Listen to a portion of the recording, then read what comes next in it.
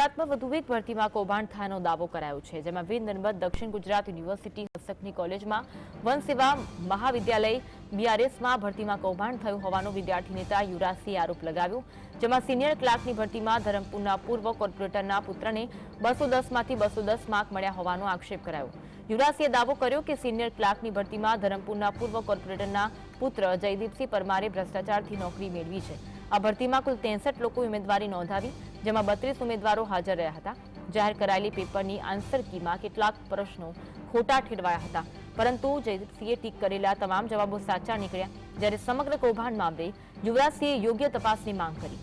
જયદીપસિંહ પરમાર નામના ઉમેદવારે જાહેર કરાયેલી આન્સર કી પ્રમાણે જવાબો આપેલા છે, જોકે આન્સર કીમાં અમુક પ્રશ્નો વિકલ્પમાં ભૂલ છે। અમુક પ્રશ્નમાં ધોરણ 6 થી 8ના પાઠ્યપુસ્તકમાંથી પૂછાય તે સરળ હોવા છતાં આન્સર કીમાં તેના જવાબ ખોટા છે, જ્યારે આ ઉમેદવારનો જવાબ આન્સર કી પ્રમાણેનો જ હતો। એક ઉમેદવાર અમારા ધ્યાનમાં આવ્યા છે, જેનો સીટ ક્રમાંક F0041 છે અને નામ છે પરમાર જયદીપસિંહ રાજેન્દ્રસિંહ।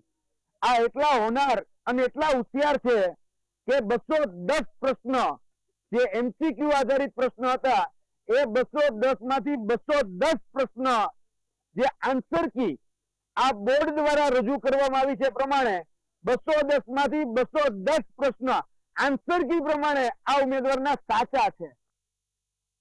આ જયદીપસિંહ રાજેન્દ્રસિંહ પરમાર જે છે એ જયદીપસિંહ રાજેન્દ્રસિંહ પરમારનું પણ એક રાજકીય કનેક્શન બહાર આવે છે, જે વર્તમાન આપણા જે ધરમપુર છે એ ધરમપુરના પૂર્વ કોર્પોરેટર રહી ચૂક્યા છે। એમના પપ્પા, એમના પિતાશ્રી છે રાજેન્દ્રસિંહ પરમાર, એ રાજકારણ સાથે પણ સંકળાયેલા છે।